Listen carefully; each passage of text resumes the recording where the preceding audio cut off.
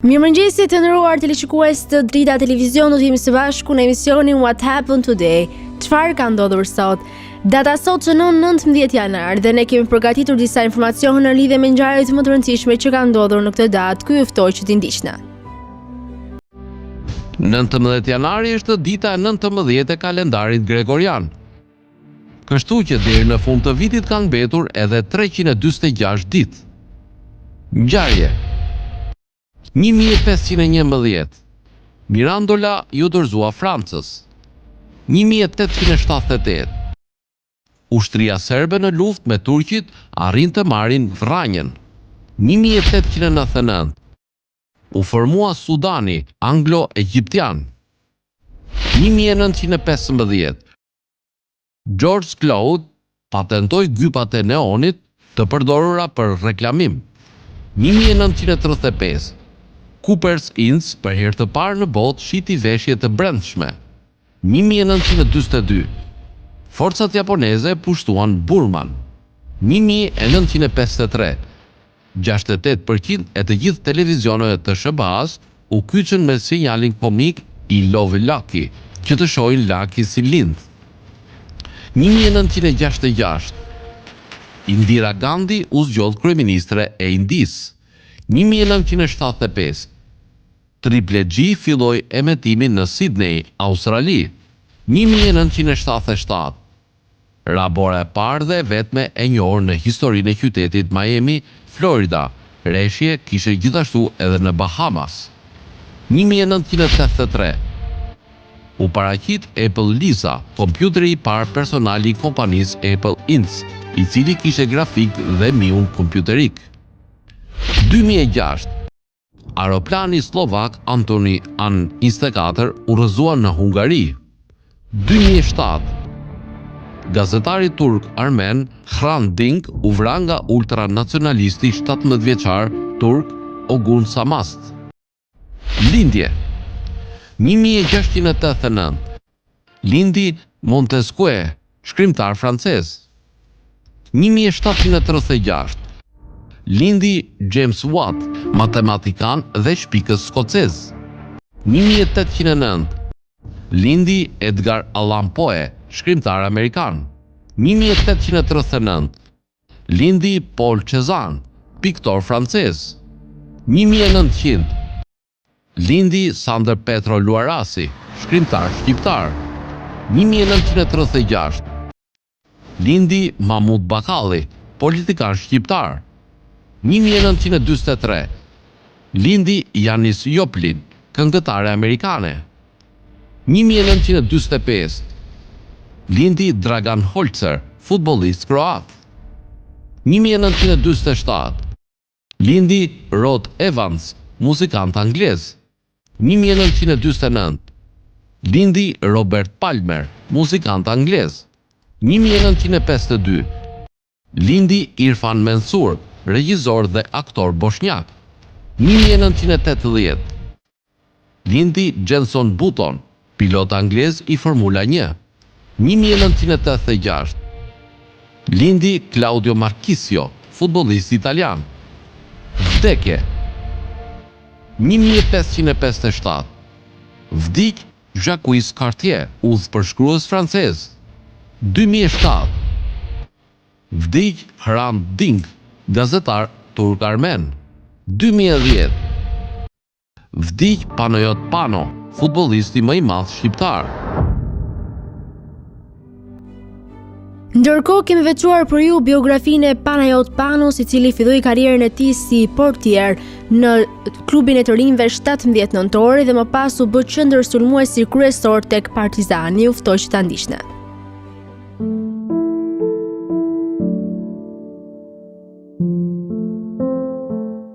Panayot Thoma Pano, 7 mars 1939, 19 janar 2010, ishte një futbollist shqiptar. Ai e filloi karrierën e tij si portier në Akademinë e të rinjve 17 nëntori, Tirana, por më vonë u bë qendërsulmuesi më pjellor I rivalëve të tyre të përparuar, Partizani Tirana. Gjatë karrierës së tij 18 vjeçare, ai luajti 24 ndeshje si pjesë kombëtare së Shqipërisë dhe u nderua me çmimin jubilar shqiptar të UEFA-s. Për shkak të aftësive të tij, Pano fitoi Nofkën, pushkasi i vogël nga komentuesit sportiv.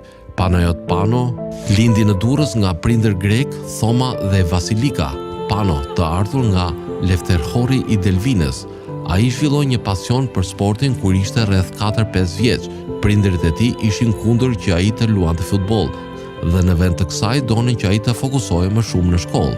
Pano e filloi karrierën e tij futbollistike në vitin 1954, duke luajtur si portier me 17 nëntorin.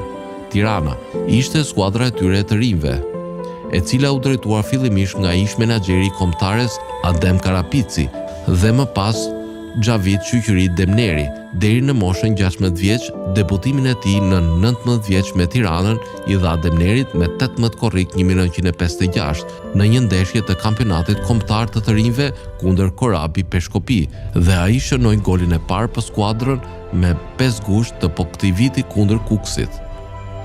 Pano ju dorëzoi debutimin profesional nga trajneri Muslim Alla në skuadrën e të rriturave në vitin 1958 si 18 vjeçar, duke hyrë si zëvendësues në një ndeshje të Kupës së Republikës kundër Besës së Kavajës, e cila përfundoi në barazim pa gola.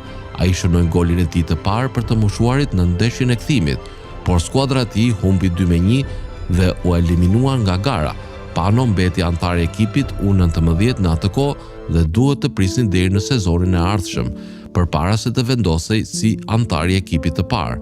Debutimi i tij në ligë ndodhi më 4 maj 1958 në ndeshjen e derbit të Tiranës kundër Dinamo Tiranës, ku ai kontriboi në fitoren 4-0 duke shënuar një gol. Pano ndryshoi rolin e tij nga portier në sulmues gjatë ndeshjes së ligës kundër Partizanit të Tiranës, ku 17 nëntori po humbiste 4-0. Ishte vendimi i trajnerit Demneri ta luante atë si sulmues. Ai luajti ndeshjen e tij të fundit për Tiranën më 9 dhjetor 1959 kundër Besës së Kavajës në një lojë që përfundoi në një fitore 4-2 për skuadrën e Panos. Më 12 dhjetor 1958, Pano u thirr për shërbimin ushtarak dhe përfundimisht firmos për Partizanin e Tiranës. Ai luajti ndeshjen e tij të parë për skuadrën e tij të re në drejtimin e Recep Spahiut më 14 shkurt 1960 kundër Dinamos së Tiranës, në të cilën ai gjithashtu do të shënonte golin e tij të parë për klubin e tij të ri në fitoren 3-0. Ai shënoi 7 gola në sezonin e tij të parë që e ndihmoi skuadrën të mbyllej në kampionatin që u fitua nga Dinamo e Tiranës.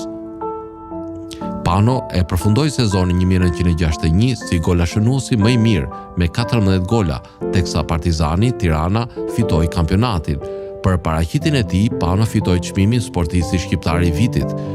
2 vjet më vonë, ai ishte pjesë e ekipit që luajti në turneun Spartakiad, një kampionat zyrtar i klubeve të ushtrisë të vendeve komuniste. Pano shënoi 4 gola gjatë turneut, duke përfshirë një hat-trick të paharrueshëm në fitoren 3-1 ndaj Vortvarts.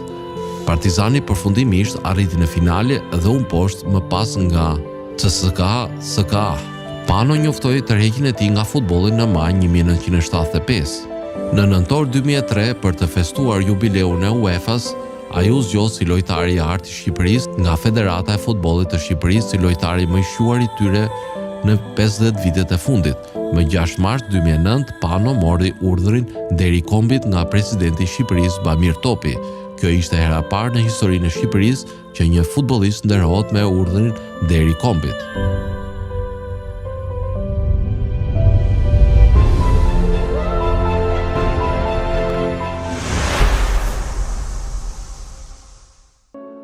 Dhe tani do të kalojmë në rubrikën kuriozitete ku sot do të flasim për armët. A e dini se si janë zhvilluar armët? Gjithçka filloi në Kinë rreth vitit 850 e.R. kur alkimistët kinesë krijuan aksidentalisht barutin ndërsa përpiqeshin të krijonin një ilaç të burimit të rinisë. Pluri i zi që rezulton i quajtur Hoja ishte një përzierje që myrit kripës dhe squfurit. Dinastia e hershme Song ishte e para që përdori barutin në luftë, ata e bën këtë kundër mongolëve. Pushtimet e vazhdueshme të cilëve në vend rënuan kinezët gjatë gjithë periudhës. Kinesët sulmuan mongolët me shtisa zjarri ose zjarr fluturues, shigjeta të fiksuara me tuba baruti që kur të ndizeshin do të lëviznin nëpër linjat e armikut. Më shumë armë bazë baruti pasuan ndërsa kinezët përsosën një sër armësh kundër mongolëve gjatë çekëve të ardhshëm, duke përfshirë topa dhe granatat e para. Baruti mori rrugën për në Europë në shekullin e 13 me gjas në rrugën tregtare të rrugës së Mëndafshit përmes Azisë Qendrore. Kombet rivale riafinuan recetat e barutit në shekuj që pasuan përpara se të arrinin në përzierjen optimale, afërsisht 75% krip, 15% çmyr dhe 10% squfur. Deri në vitin 1350 topat rudimentare të barutit, të cilët përdoren teknologjinë shpërthyese kundër njëri tjetrit gjatë luftës 100 vjeçare, ndërsa shikujt vazhduan të projektuan topa të rinj të përmirësuar, shumë prej të cilëve ishin të vegjël dhe të lëvizshëm. Përfundimisht topi dorës u zhvillua në fillim të shekullit të 15, ishte arma e parë vërtet e zjarrit personale. Turqit Osman përdorën këto dhe topa të tjerë gjatë drejtimit të suksesshëm të Konstantinopolës në 1453. Armët e reja të fuqishme në thelbi bën të pambrojtura fortifikime tradicionale të Europës memore. Historianët përgjithsisht e konsiderojnë shtizën kineze të zjarrit si armën e parë. Përpara shekullit të 15, këto armë të hershme ishin të ndërlikuara për të gjuajtur, ata kërkonin të dy duar dhe një fitil thikës për të ndezur pluhurin.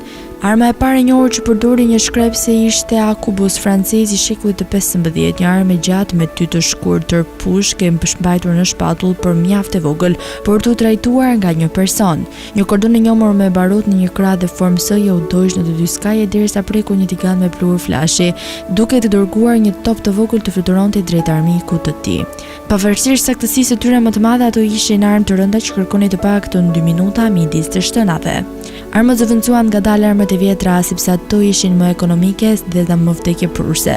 Për të bërë një shpatar ose harkëtar shumë i aftë dhe shumë i paguar, kërkonte përshkushtim të përjetshëm, por disa javë ose muaj stërvitje mund të kthinin një ushtar të klasës më të ulët në një gjuajtës shumë të aftë. Krahas rritjes së fushës së ushtarëve, armët kanë pasur një ndikim të gjerë në tyre në luftimeve të armatosura, nga distancat në të cilat ushtrisë duhet të angazhohen me njëra tjetrën dhe deri tek llojet e plagëve që pësojnë ushtarët. Në teknologjinë ushtarake, vetëm kali i cili dominoi fushat e betejës për mijëvjeçar është dëshmuar më i rëndësishëm për luftën moderne sesa arma. Shtizat kineze të zjarrit janë shumë larg nga armët që përdoren sot.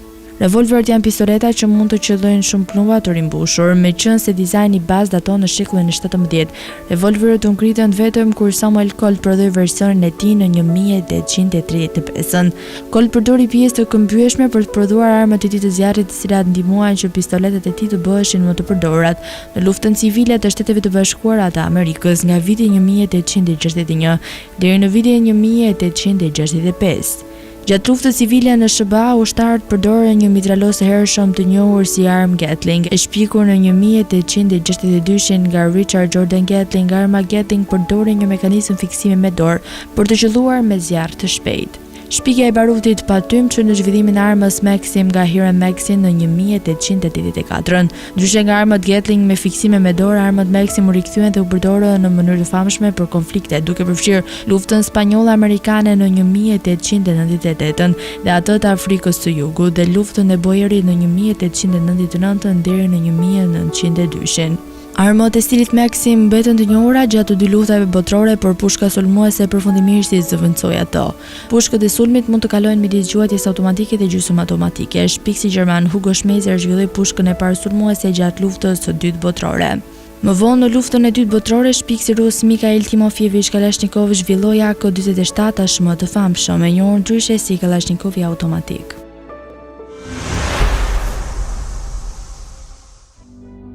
Tani do të kalojmë në rubrikën Ne dhe Shëndeti. Sot kam përzgjedhur për të folur e vlerave ushqyese të kastravecit, i pasur me vitamina dhe minerale. Kastraveci ofron veti të shumta të dobishme dhe gjithashtu është veçanërisht i përshtatshëm për të gjithë ata njerëz që duhet të mbajnë një dietë të kontrolluar. Hipertensioni. Fal përmbajtjes së kaliumit, konsumimi i rregullt i kastravecave është në gjendje të favorizojë eliminimin e lëngjeve të tepërta me një efekt dobishëm për presionin e gjakut. Ata janë pastrues dhe diuretik. Kastraveci është i pasur me ujë dhe kalium, pra një alat i shkëlqyeshëm për hidratimin e trupit dhe për të kundërshtuar mbajtjen e ujit. Kastravecat gjithashtu ndihmojnë në pastrimin e trupit dhe eliminojnë toksina dhe substanca të tjera. Parandalimi i gurëve fal vetive të tyre pastruese, ato pengojnë formimin e gurëve në veshka. Konsumimi i rregullt i kastravecit ndihmon në uljen e niveleve të acidit urik, duke lehtësuar procesin e shërimit të artritit, një sëmundje dhimbshme që shkakton inflamacion të nyjeve. Ato ju ndihmojnë të humni peshë, pasi acidi tartarik i tyre është në gjendje të ndihmojë në humbje peshe, pasi parandalon shndërrimin e karbohidrateve në ind dhjamor. Ato kundërveprojnë me radikalet e lira. Ky veprim është i mundur fal pranisë së antioksidantëve si vitaminë C, beta-karotene, luteina dhe zeanthina. Kolesteroli ulët. Kastravecat përmbajnë sterol, substanca të cilat ndihmojnë në kundërveprimin e kolesterolit të lartë. Për këtë arsye, konsumimi i rregullt i kësaj perimeje promovon mirëqendjen kardiovaskulare, ndihmë kundër diabetit. Kastraveci nuk ka fare karbohidrate dhe është i pasur me fibra dhe për këtë arsye ai ndihmon për të mbajtur nivelin e sheqerit në gjak të ulët, shumë e dobishme në rastin e diabetit. Zbut dhimbjet e kyçeve. Ai gjithashtu ndihmon syt tuaj. Vënia e kastravecit mbi sy është diçka që ne shohim shpesh në qendrat e bukurisë, por ka një efekt mjaft pozitiv tek syt. Kastraveci ndihmon kundër diabetit, ul kolesterolin dhe kontrollon tensionin e gjakut.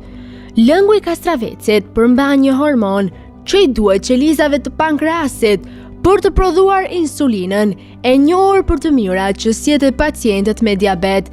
Kërkimet kanë treguar se ata përmbajnë dhe një përbërës që ndihmon në uljen e kolesterolit. Kastravecat përmbajnë shumë fibra, kalium dhe magnez. Këta përbërës veprojnë për rregullimin e tensionit të gjakut. Ndaj kastraveci është i mirë për trajtimin e tensionit të ulët, por edhe të lartë të gjakut. Ata përmbajnë vitaminat A, B, C, K, si dhe minerale si mangan, bakër, kalium dhe magnez, që janë të rëndësishëm në krijimin e një sistemi imunitar të shëndetshëm. Dhe kur trupi dhe sistemet imunitare janë të shëndetshme, shpesh kjo reflektohet në flok, thonjë dhe lëkurën tuaj. Përveç kësaj, ato janë të pasura me silicë, e cila është e nevojshme për zhvillimin e indeve të forta lidhëse të shëndetit. Përmbajtja sulfurike është gjithashtu çelësi për të ndihmuar arritjen e flokëve të shpejtë dhe të fortë, sipas një artikulli të botuar Shufuri ka aftësinë për të formuar lidhje të forta që kontribuojnë në flokë të shëndetshëm. Përmirëson tretjen. Si të përmendëm në fillim, kastravecat përmbajnë nivele të larta të ujit dhe fibrave. Së bashku, këto dy lëndë ushqyese thelbësore ndihmojnë në lëvizjen e ushqimet në trupin tuaj, duke promovuar bakteret e mira në zor që të rregullojnë lëvizjen e zorrëve dhe duke parandaluar kapsllokun. Kujdeset për shëndetin e zemrës tuaj. Është e njohur gjërësisht se nivelet e kaliumit ndihmojnë muskujt, nervat dhe veshkat për të filtruar gjakun dhe si rezultat ndihmon që zemra të lëviz gjakun e pastër dhe të shëndetshëm në mënyrë më efikase. Në të kundër, ulumtimi ka gjetur se kaliumi shumë i vogël mund të kontribuojë në sëmundjet kardiovaskulare.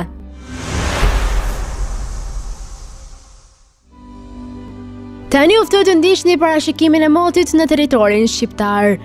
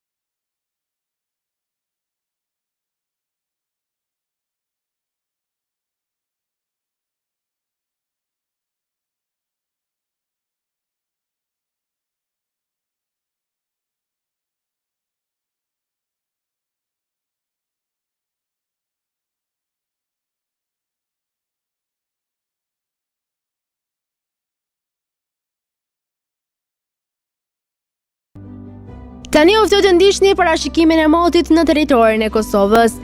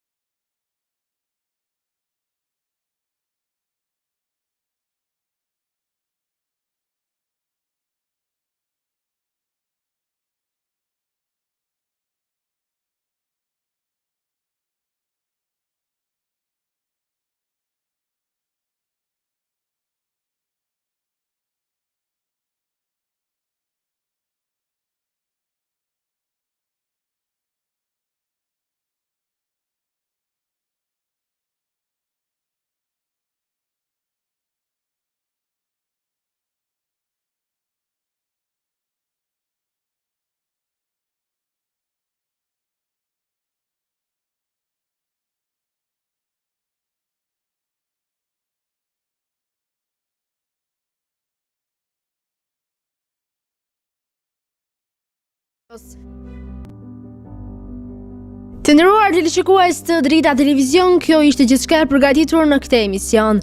Ndërkohë, nëse dëshironi që ta ndiqni Drita Televizion në rrjetet sociale, mjafton të klikoni RTV Drita, Drita TV Kavaj dhe Drita Televizion. Ndërsa nëse dëshironi që ta ndiqni live, mjafton të klikoni në web drita.tv. Kjo ishte gjithçka e përgatitur në këtë emision, ndërkohë ju ftoj të ndiqni programacionin në vim të Drita Televizion.